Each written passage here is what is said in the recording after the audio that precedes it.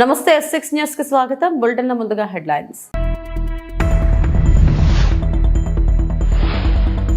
సమాజానికి రాజ్యాంగం మూల స్తంభం వంటిది రాష్ట్రపతి ద్రౌపది ముర్ము.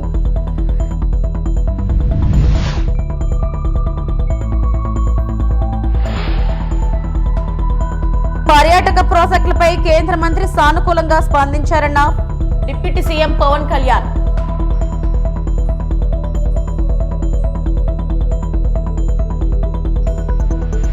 సీఎం రేవంత్ లో నిస్పృహ అసహనం పెరిగాయన్న కేటీఆర్.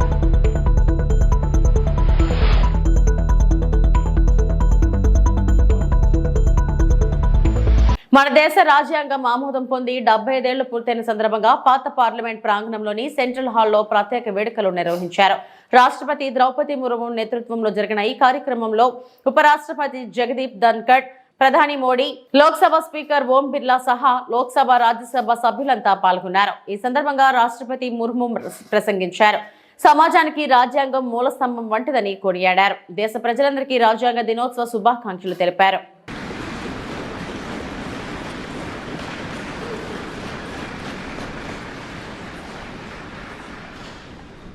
इसी के साथ दूसरी पुस्तक है भारत के संविधान का निर्माण और इसकी गौरवशाली यात्रा. मेरा सादर अनुरोध इस पुस्तक का भी विमोचन करने की कृपा करें.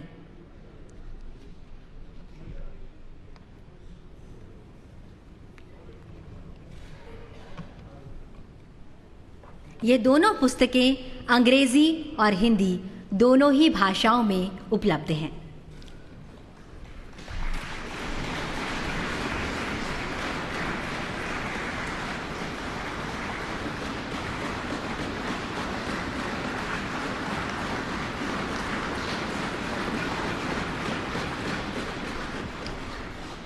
सादर धन्यवाद. संविधान में अंकित चित्रों से भारत का अंतर्मन झांकता है. अतीत की हमारी गहरी जड़ें, समृद्ध विरासत, ज्ञान का व्यापक विस्तार और सभ्यता का सुंदर स्वरूप इन चित्रों के माध्यम से सामने आता है. संस्कृति परंपरा की वे गहरी कड़ी आज भी अक्षुण्ण है, उतनी ही जीवंत है, उतनी ही प्रेरणादायी भी. अतः आपसे सादर अनुरोध भारत के संविधान की कला को समर्पित पुस्तिका का विमोचन करने की कृपा करें.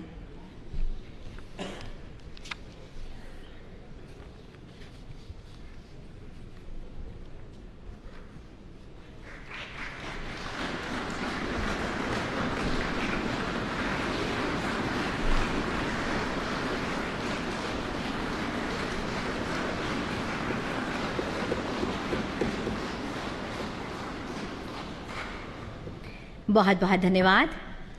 भाषा नाम जननी संस्कृत भाषा, अर्थात संस्कृत भाषा सभी भाषाओं की जननी है. हमारी सांस्कृतिक ఆంధ్రప్రదేశ్లో టూరిజం యూనివర్సిటీ సహా 7 అంశాలపై కేంద్ర పర్యాటక శాఖ మంత్రి గజేంద్ర సింగ్ షెకావత్తో చర్చించినట్టు ఉప ముఖ్యమంత్రి పవన్ కళ్యాణ్ తెలిపారు. ఢిల్లీ పర్యటనలో ఉన్న పవన్ మంగళవారం ఉదయం అక్బర్ రోడ్డులోని షెకావత్ ఇంటికి వెళ్లారు. అనంతరం మీడియాతో మాట్లాడారు. రాష్ట్రంలో పర్యాటకానికి సంబంధించి కొన్ని అంశాలు ప్రస్తావించినట్లు పవన్ పేర్కొన్నారు. తమ ప్రతిపాదనపై కేంద్ర మంత్రి షెకావత్ సానుకూలంగా స్పందించారని తెలిపారు. ఈ రోజున గజేంద్ర సింగ్ షెకావత్ గారు అంటే నాకు అపారమైన గౌరవం. అది ఈ రోజుది కాదు. ఆయన జలశక్తి మినిస్టర్గా ఉన్నప్పుడు కూడా ఆయన పోలవరం గురించి ఆయన ఎంతో నిలబడ్డారు. ఈరోజు ప్రత్యేకించి మన టూరిజం అండ్ కల్చర్ మీద ఆయన బాధ్యతలు నిర్వహిస్తున్నారు కాబట్టి వాళ్ళ దగ్గరికి వచ్చి ఒక 7-point ప్రపోజల్ మేము పెట్టాము. దానికి కొన్ని ప్రాజెక్ట్స్ మీద, వీటి మీద, అలాగే టూరిజం యూనివర్సిటీ మీద. సో వాటన్నిటికీ ఆయన సానుకూలంగా స్పందించి బడ్జెట్ ఉన్న పరిస్థితుల్లో ఎలాగ దాన్ని డెడికేట్ చేయమని, ఎలా అలాట్ చేయాలో చేస్తామని చెప్పారు.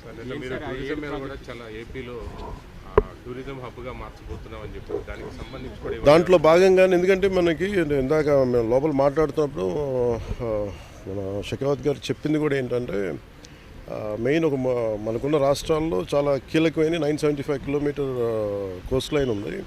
అలాగే మన గండికోట ఇలాంటివన్నీ చాలా మన కైండ్ ఆఫ్ గ్రాండ్ క్యానియన్, మన ఇండియన్ గ్రాండ్ క్యానియన్ లాంటిది గండికోట.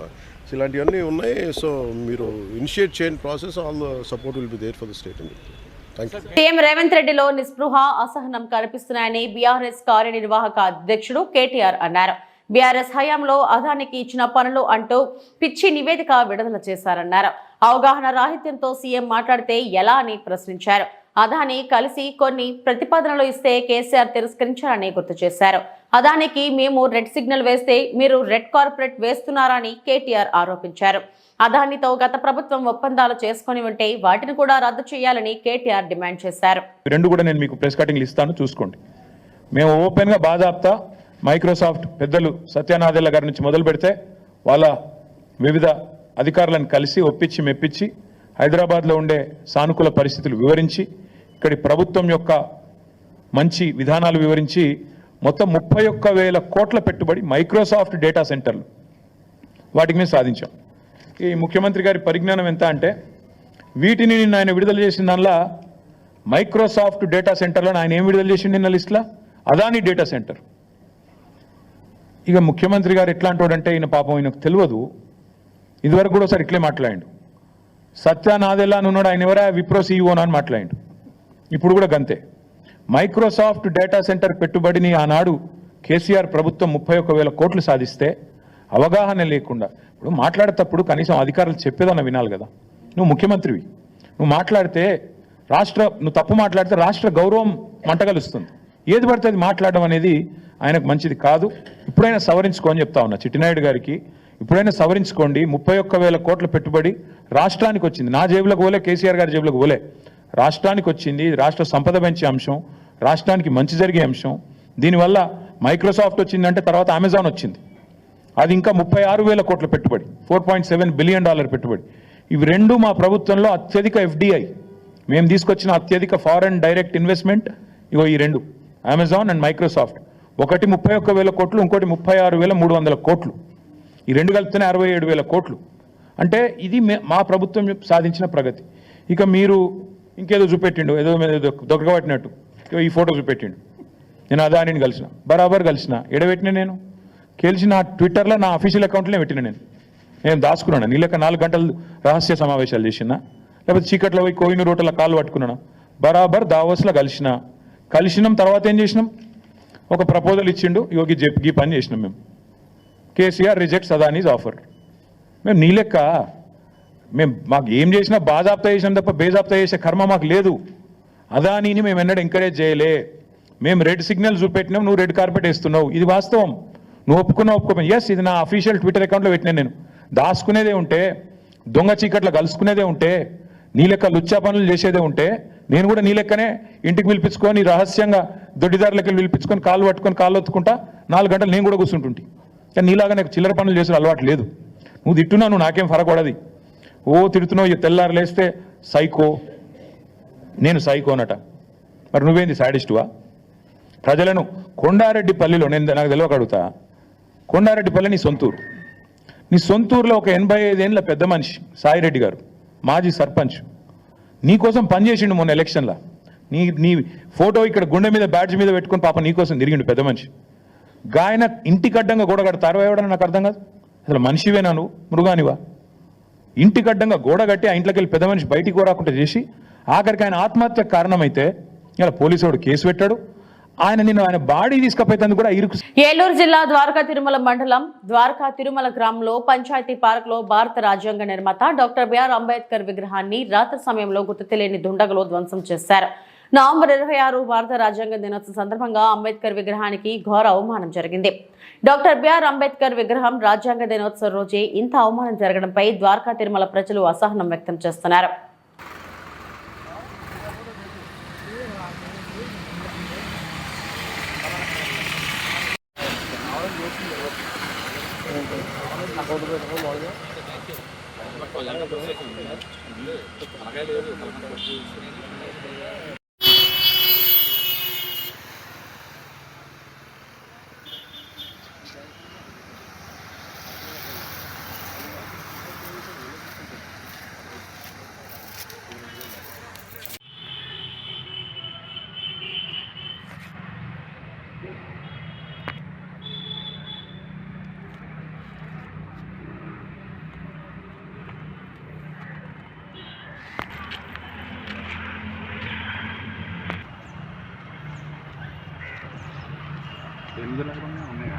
పోసేసి ఉంటుంది.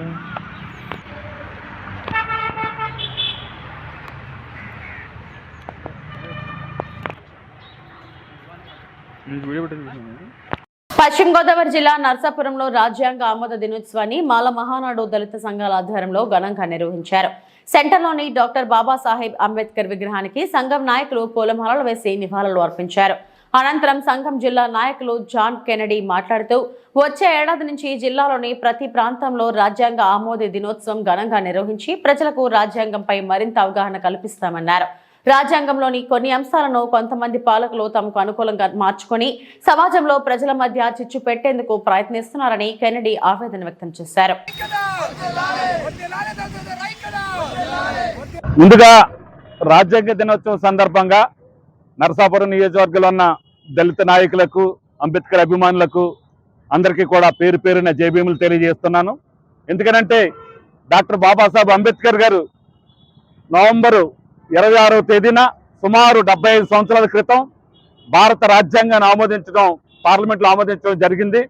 ఆయన ఒకటే చెప్పాడు, స్వేచ్ఛ, సమానత్వం, సౌభోదత్వంతో భారతదేశం మెలగాలని, ప్రతి వ్యక్తికి స్వేచ్ఛ ఉండాలని, పత్రిక స్వేచ్ఛ ఉండాలని, వాక్ స్వాతంత్రం ఉండాలని, మత స్వేచ్ఛ ఉండాలని రాజ్యాంగంలో పొందుపరచడం జరిగింది.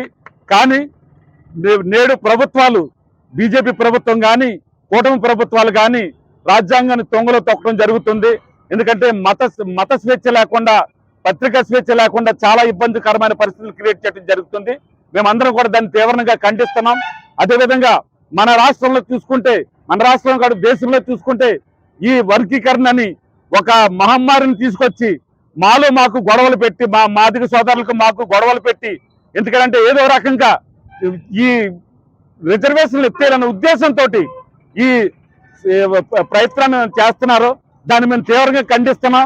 రాబోయే రోజుల్లో డిసెంబర్ 6వ తారీఖు నుంచి కూడా మొత్తం దేశమంతా కూడా ఈ ఉద్యమాన్ని ఉధృతం చేయడానికి ప్రతి పల్లెకు తీసుకెళ్ళడానికి మేము ప్రయత్నిస్తాం.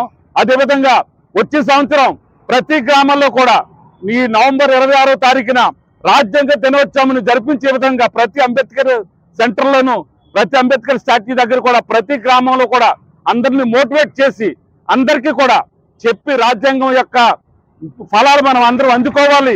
ఎందుకంటే రాజ్యాంగం లేకపోతే ఈ రోజున పార్లమెంటు నుంచి పంచాయతీ ఆఫీస్ వరకు పరిపాలిస్తున్నారంటే కేవలం డాక్టర్ బాబాసాహెబ్ అంబేద్కర్ ఇచ్చిన రాజ్యాంగం వల్లని మేము తెలియజేస్తూ మీ అందరికీ కూడా మరొక్కసారి రాజ్యాంగ దినోత్సవం శుభాకాంక్షలు తెలియజేస్తున్నాను. దువ్వాడ బస్సు డిపో నుండి 2 కొత్త బస్సులు ప్రారంభోత్సవం చేసిన రాష్ట్ర అధ్యక్షులు గాజువాక ఎమ్మెల్యే పల్లా శ్రీనివాసరావు.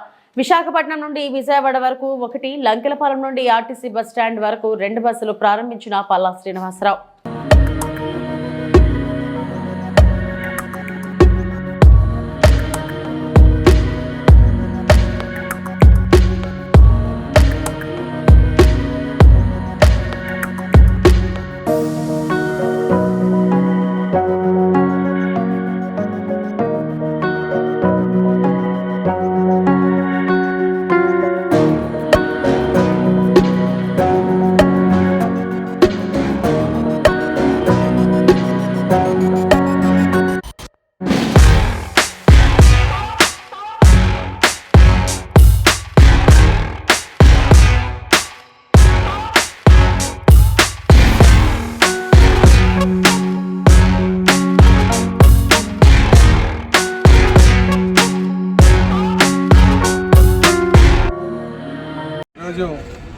మరి గాజువాక మండలంలో ఉన్నటువంటి పూర్వపాలెం డిపోలో 2 బస్సులు ఈరోజు ప్రారంభించడం జరిగిందండి. ఒకటి కొత్తది, అది లాంగ్ డిస్టెన్స్ ట్రావెల్కి, అంటే విజయవాడ వరకు కూడా అది కొత్త బస్సును ప్రారంభించడం జరిగింది. ఇదే కాకుండా ఈ 2వ సర్వీసు లంకిలపాలెం నుంచి అగనంపూడి మీదుగా స్టీల్ ప్లాంట్ జనరల్ హాస్పిటల్ మీదుగా కాంప్లెక్స్ వరకు వెళ్ళేటువంటి బస్ సర్వీస్ అండి. ఇది ఎక్కువగా మరి అవుట్ సోర్సింగ్లో పనిచేస్తున్నటువంటి ఎంప్లాయీస్కి, అలాగే హాస్పిటల్కి వెళ్ళేటువంటి వారికి బాగా ఉపయోగపడుతుంది. ఎక్కువ డిమాండ్ ఉంది. ఎక్కువ మంది ప్రజలు కూడా ఈ సర్వీస్ వేయమని చెప్పేసి అర్జీలు పెట్టుకున్నటువంటిది.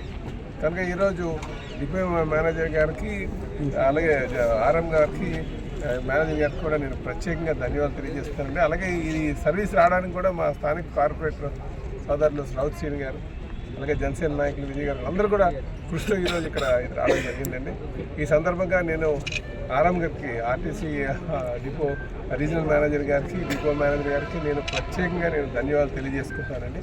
ఇంకా ప్రభుత్వం ప్రోత్సాహంతో ఇంకా మెరుగైనటువంటి సేవలు అందించడానికి ఆర్టీసీ ముందుకు వస్తుందని కూడా మేము ఆశిస్తున్నామండి.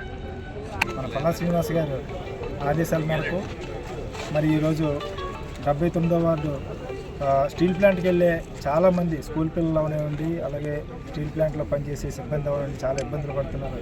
అది దృష్టిలో పెట్టుకొని గత 5 సంవత్సరాల నుంచి గత ప్రభుత్వం చాలాసార్లు అడిగినా వాళ్ళు చేయలేకపోయారు. ఆ పని ఈరోజు పల్లా గారు ద్వారా కంపల్సరీ. పెనగలూరు మండలం నుండి భారీగా టీడీపీలోకి చేరికలు. కోడూరు నియోజకవర్గంలోని పెనగలూరుకు చెందిన ప్రముఖ వైఎస్ఆర్సీపీ నాయకుడు బిఎల్ నరసింహారెడ్డి ఆధ్వర్యంలో ఈ రోజు అట్టహాసంగా పెద్ద ఎత్తున టీడీపీలోనికి చేరికలు జరిగాయి. ఈ రోజు ఉదయం కంభలకుంట నుండి బిఎల్ నరసింహారెడ్డి వర్గం మరియు పెనగలూరు మండల కూటమి కార్యకర్తలు కోడూరు నియోజకవర్గ టీడీపీ ఇన్ఛార్జ్ ముక్కా రూపానందరెడ్డి మరియు ఆయన సతీమణి వరలక్ష్మమ్మలకు ఘనంగా స్వాగతం పలికారు. క్రైన్ సహాయంతో ప్రత్యేక గజమాలతో సాదర స్వాగతం పలికారు. అనంతరం భారీ ర్యాలీ నిర్వహిస్తూ బిఎల్ నరసింహారెడ్డి నివాసానికి దగ్గరలో ఉన్న నూతనంగా నిర్మితమైన శ్రీ కార్యసిద్ధి వినాయక స్వామిని దర్శించి ప్రత్యేక పూజలు నిర్వహించడం జరిగింది. అనంతరం బిఎల్ నరసింహారెడ్డి నివాసం వద్ద ఏర్పాటు చేసిన వేదిక పైన కార్యకర్తలపైన కండువా వేసి సాదరంగా టీడీపీ పార్టీలోనికి రూపానందరెడ్డిని ఆహ్వానించడం జరిగింది. మన నరసింహారెడ్డి అన్న తెలుగుదేశం పార్టీలో చేరుకున్నందుకు ఆయన కృతజ్ఞతలు తెలియజేసుకుంటున్నాం మనస్ఫూర్తిగా తెలుగుదేశం పార్టీ తరఫున. కోడూరు నియోజకవర్గంలో తెలుగుదేశం పార్టీ కూటమి ప్రభుత్వం వచ్చిన తర్వాత చాలా మంది తెలుగుదేశం పార్టీలో చేరడానికి నన్ను అడగడం జరిగింది. నేను ఎవరిని ఎంకరేజ్ చేయలేదు.